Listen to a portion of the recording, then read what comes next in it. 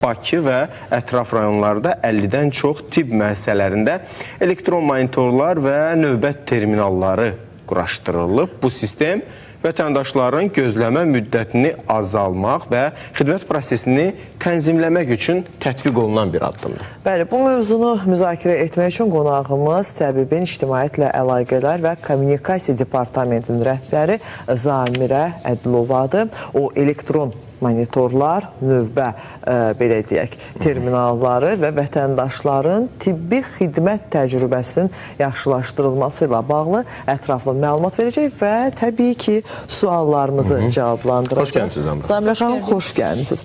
Zamirə xanım, növbə terminallarından danışdıq və elektron monitorlardan dedik. Vətəndaşların gözləmə müddətini real olaraq necə qısaldır bunlar?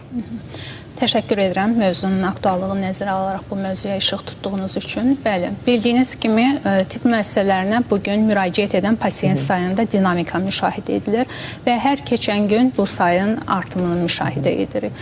Əlbəttə ki, böyük tibb müəssisələrinə və Bakı şəhərində yerləşən tibb müəssisələrinə müraciət sayı daha artıqdır və bu istiqamətdə intensiv artımda qeydə alınmaqdadır. Bu növbələrin yaranmasına təbii olaraq səbəb olur və bunu amma sadəcə mən qeyd etmək istəyirəm ki, biz problem kimi qeyd etməyək və sizin də qeyd etdiyiniz kimi alternativ tibbə yox, təbabətə yox, ənənəvi tibbi xidmətə müraciət varsa, bu o deməkdir ki, həqiqətən də bugün Azərbaycan Respublikasının hüdudları çərçivəsində dövlət tibb müəssisələrində əhaliyə keyfiyyətli, əlçatan və çox şaxəli tibbi xidmət göstərilir. Eyni zamanda nəzərə alsaq ki, bu xidmətlər pulsuz şəkildə təqdim olunur. Bu da insanların tibb müəssisələrinə olan müraciətinin artımına təbii ki, müsbət mənada öz təsirini göstərməkdədir. Bizim müşahidələrimiz onu deməyə əsas verir ki, səhər saatlarında, hətta həftənin birinci günü 9-12 radələrində tibb müəssisələrin müraciət sayı daha çox olur. Burada yəni intensivlik, növbəlilik, sıxlıq daha çox müşahidə olunmaqdadır. Bəli.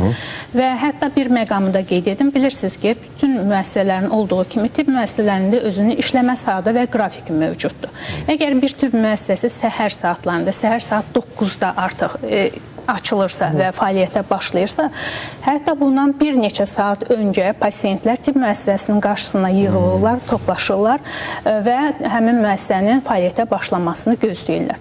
bəzən sosial şəbəkələrdə əslində rastlaşdığımız o məqamlarda daha öncədən erkən saatlarda növbə tutmaq üçün müraciət edən vətəndaşların görüntüləri olur. Bunu Yeni Klinika timsalında biz qeyd edə bilərik. Bilirsiniz ki, Bakı şəhərində eyni zamanda Azərbaycanda və Cənubi Qafqazda ən böyük tibb müəssisəsi hesab olunur. Çox profilli, multidisiplinar tibbi xidmətlər təqdim edir. O baxımdan da insanların əksəriyyəti həmin müəssisədə xidmət almağa da can atır. Amma təbii ki, növbələrin qarşısına alınması üçün dünya praktikasında da elə lokal olaraq da qabaqlayıcı tədbirlər mövcuddur. Biz bunu yerli mühitə uyğunlaşdıraraq həmin tədbirləri tətbiq etməyə başlamışıq. Sizin də qeyd etdiyiniz kimi 50-dən çox müəssisə, hətta mən bunu daha konkretləşdirsəm, 74 müəssisədə elektron növbət terminal və monitorları quraşdırılıb. Hətta regionlarda olan tibb müəssisələrimizdə bu monitorların sayı daha çoxdur. Yəni, bugün Zaqataladan tutmuş, belə deyək, Ucqardan şəhər mərkəzinə qədər olan ərazilərdə elektron növbələr və terminallar quraşdırılıb. Tovuzda, Sabirabadda, Şamaxıda, Şəkidə və s. rayonlarımızda artıq bu terminallar quraşdırılıb və əhali də aktiv formada bundan istifadə edir. Bəli, bu növbə sistemini tənzimləyirmi? Tənzimləyir.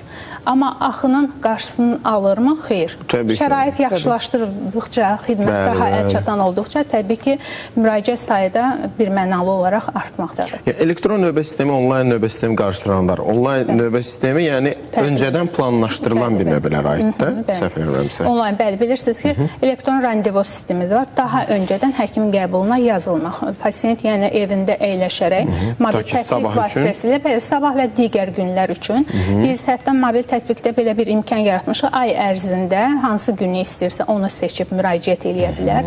Amma bu da bizim rastlaşdığımız bir məqamı diqqətinizə çatdırım. Buna səbəb olur ki, tutaq ki, ay ərzində dolmuş olur. Bugün baxırıq ki, sabaha və digər